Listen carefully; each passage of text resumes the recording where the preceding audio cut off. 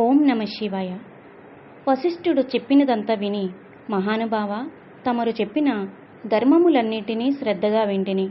అందు ధర్మము బహు సూక్ష్మమనియో, పుణ్యము సులభంగా కలుగుననియో అది నదీ స్నానము, దీపదానము, ఫలదానము, అన్నదానము, వస్త్రదానము వలన కలుగుననియో చెప్పితిరి. ఇట్టి స్వల్ప ధర్మముల చేతనే మోక్షము లభించుచుండగా వేదోక్తముగా యజ్ఞయాగాదులు చేసినా గాని పాపములు పోవని మీ వంటి మునిశ్రేష్ఠులే చెప్పుచుందురు గదా. మరి తమరు ఇది సూక్ష్మములో మోక్షముగా కనబరిచినందులకు నాకు అమితాశ్చర్యము కలుగుచున్నది. దుర్మార్గులు కొందరు సదాచారములను పాటింపక వర్ణశంకరులై రౌరవాది నరకహేతువులకు మహాపాపములను చేయువారు.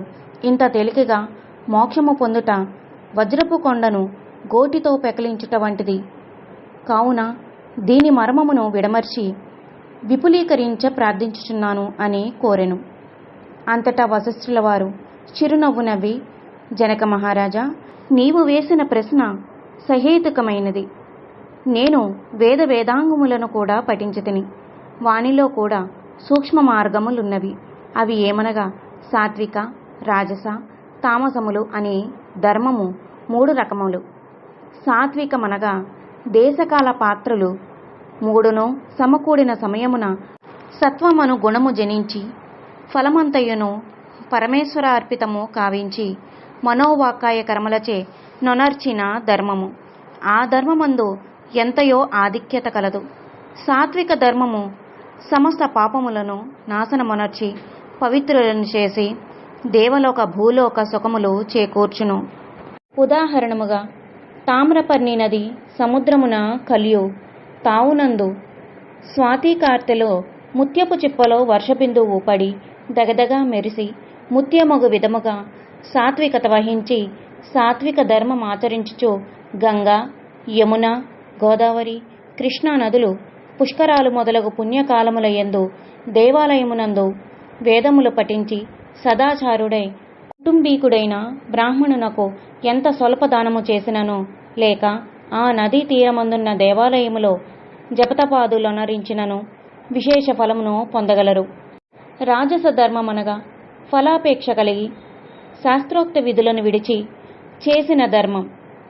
ఆ ధర్మం పునర్జన్మ హేతువై కష్టసుఖాలను కలిగించిన దగును. తామస ధర్మమనగా శాస్త్రోక్త విధులను విడిచి దేశకాల పాత్రములు సమకూడని సమయమున డాంబికాచరణార్థనము చేయు ధర్మము. ఆ ధర్మము ఫలము ఇయ్యదు. దేశకాల పాత్రములు సమకూడినప్పుడు తెలిసి గాని తెలియక గాని ఏ స్వల్ప ధర్మమును చేసినను గొప్ప ఫలమునిచ్చును. అనగా పెద్ద కట్టెల గుట్ట చిన్న అగ్నికణముతో భస్మమగునట్లు శ్రీమన్నారాయణుని నామము తెలిసి గాని తెలియక గాని ఉచ్చరించిన వారి సకల పాపములు పోయి ముక్తి నొందుదురు. దానికొక ఇతిహాసము కలదు. ఆజామిళుని కథ. పూర్వకాలమందు కన్యాకుబ్జమను నగరమున 4 వేదములు చదివిన ఒక విప్రుడు గలడు. అతని పేరు సత్యవ్రతుడు.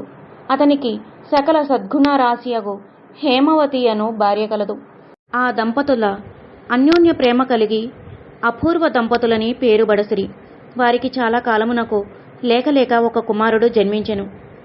వారా బాలుణ్ణి అతి గారాభముగా పెంచుచూ ఆజామిళుని నామకరణము చేసిరి.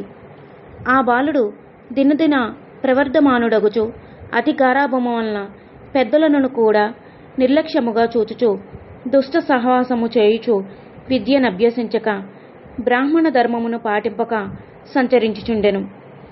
ఈ విధముగా నుండగా కొంతకాలమునకు యవ్వనము రాగా కామాంధుడై మంచి చెడ్డలు మరిచి యజ్ఞోపవీతమును త్రెంచి మద్యము సేవించుచు ఒక ఎరుకుల జాతి స్త్రీని వలచి నిరంతరము ఆమెతోనే కామక్రీడలలో తేలియాడుచు ఇంటికి రాకుండా తల్లిదండ్రులను మరచి ఆమె ఇంటనే భుజించుచుండెను.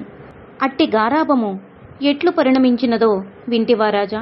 తమ బిడ్డలపై ఎంత అనురాగమునను పైకి తెలియపరచక చిన్ననాటి నుంచి అదుపు ఆజ్ఞలలో నొంచుకుపోయిన ఎడల ఈ విధముగానే జరుగును. కావున ఆజామిళుడు కులభ్రష్టుడు కాగా వాని బంధువులతన్ని విడిచిపెట్టిరి.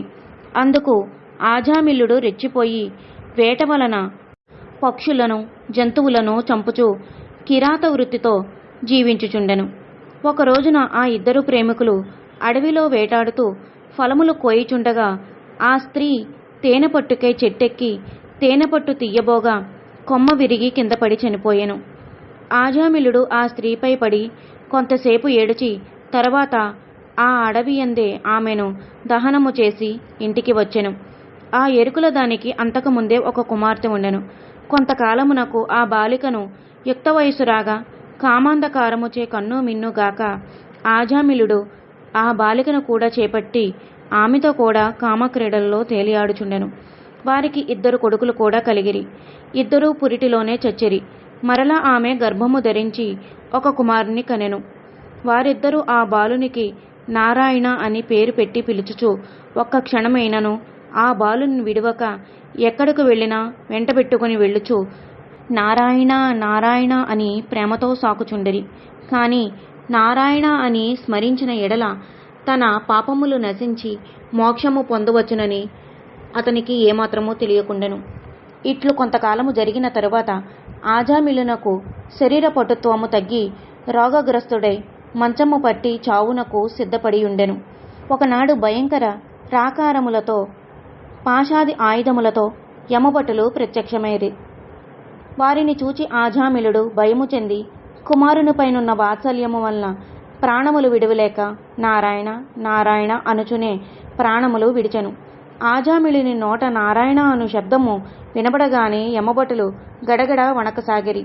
అదే వేళకు దివ్యమంగళాకారులు శంకుచక్ర గదాధారులకు శ్రీమన్నారాయణి దూతలు విమానములో అచ్చటికి వచ్చి, ఓ యమభటులారా, వీడు మావాడు, మేము వీనిని వైకుంఠమునకు తీసుకుని పోవుటకు వచ్చితిమి అని చెప్పి ఆజామిళుని విమానమెక్కించి తీసుకుని పోవుచుండగా యమదూతలు, అయ్యా మీరెవ్వరు? వీడు అతి దుర్మార్గుడు, వీనిని నరకమునకు తీసుకుని పోవుటకు మేమిచ్చటికి వచ్చితిమి గాన వానిని మాకు వదులుడని కోరగా విష్ణుదూతలు ఇట్లు చెప్పతొడంగిరి.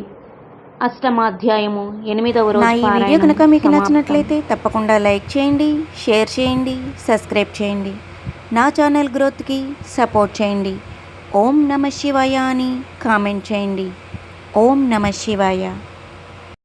మరిన్ని కథలు, పురాణాలు, మంత్రాలు, అష్టోత్తరాలు, స్తోత్రాల కోసం నా ఛానల్ని వీక్షించగలరు. నా వీడియోస్ని కింద ఇచ్చిన డిస్క్రిప్షన్ లింక్లో వీక్షించగలరు. ఓం నమ శివాయ.